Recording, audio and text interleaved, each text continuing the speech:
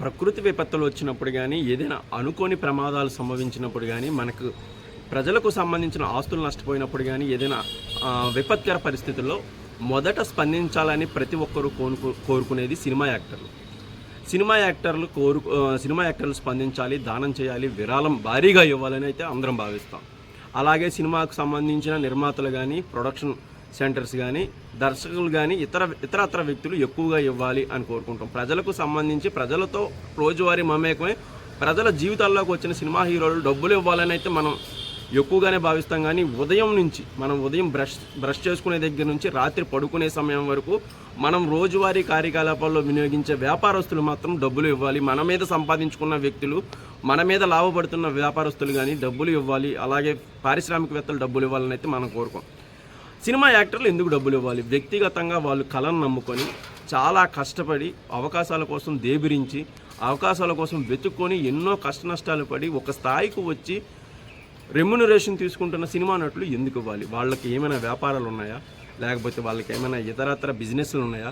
లేకపోతే ఇతరత్ర పరిశ్రమలు ఉన్నాయా? అలా కాకుండా ఓన్లీ కళను నమ్ముకొని వచ్చిన 5 కోట్లు 10 కోట్లు జాగ్రత్తగా దాచుకొని, లేకపోతే దాన్ని పన్నులు కడుతూ చాలా ప్రభుత్వానికి పన్నులు కడుతూ దాచుకుంటున్న డబ్బుని మనం ఎందుకు ఇవ్వాలని కోరుకోవాలి? మనం రోజువారీ వ్యక్తిగతంగా మన మీద సంపాదించిన లాయర్లు ఎవరు డొనేషను, డాక్టర్లు ఎవరు డొనేషను, ఇతరత్ర వ్యక్తిగత వృత్తులు ఎవరు కూడా ఇవ్వాలని మనం కోరుకోం. ఫస్ట్ సినిమా యాక్టర్లు మన దగ్గరగా ఉంటారు. మనం తిట్టడానికి అనువైన వ్యక్తులు సినిమా యాక్టర్లు.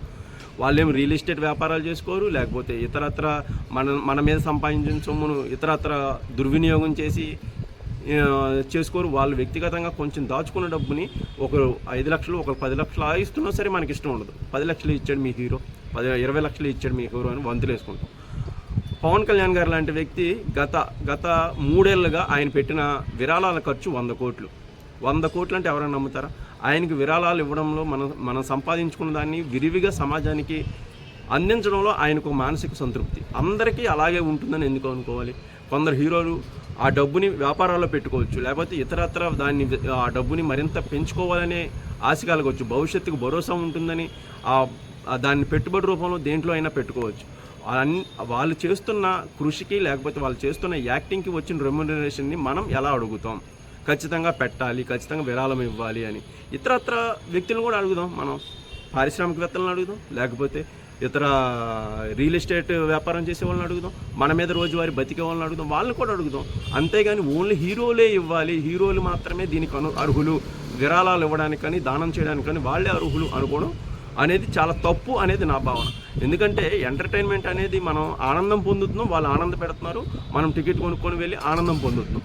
సో అక్కడితో వాళ్ళకి మనకి ఉన్న కనెక్షన్ కట్ అయిపోయినట్టు ఫీల్ అవ్వాలి. అంతేగాని మనం ఖచ్చితంగా మనం ఏదో ఫ్రీగా సినిమా చూసినట్టు మన మీద వాళ్ళు బతుకుతున్నట్టు, మన మీద రోజువారీ మన జీతంలో కొంత భాగం వాళ్ళకి ఏదో వెచ్చిస్తున్నట్లు అనుకోవడం అనేది చాలా తప్పు.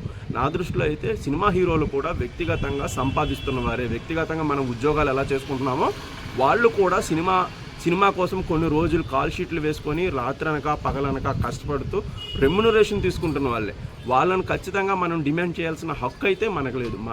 మన బాధ్యతను నిర్వర్తిద్దాం. ఏదైనా విపత్తులు వచ్చినప్పుడు, ఏదైనా వరదలు వచ్చినప్పుడు మన వంతుగా ప్రయత్నిద్దాం. అలాగే మన మీద లాభాలు పొందుతున్నవారు, నేను అనేది యాక్టర్ లాభాలు పొందడం మన మీద వాళ్ళ యొక్క నటనకు సంబంధించిన పారితోషికం తీసుకుంటున్నారు. అలా కాకుండా మనం వేసుకునే రోజువారీ బట్టల దగ్గర నుంచి ప్రతి వస్తువు మీద లాభాలు పొందుతున్న వారు కూడా మనం ఆపద సమయంలో మనల్ని ఆదుకోవాలి అని అయితే డిమాండ్ చేద్దాం.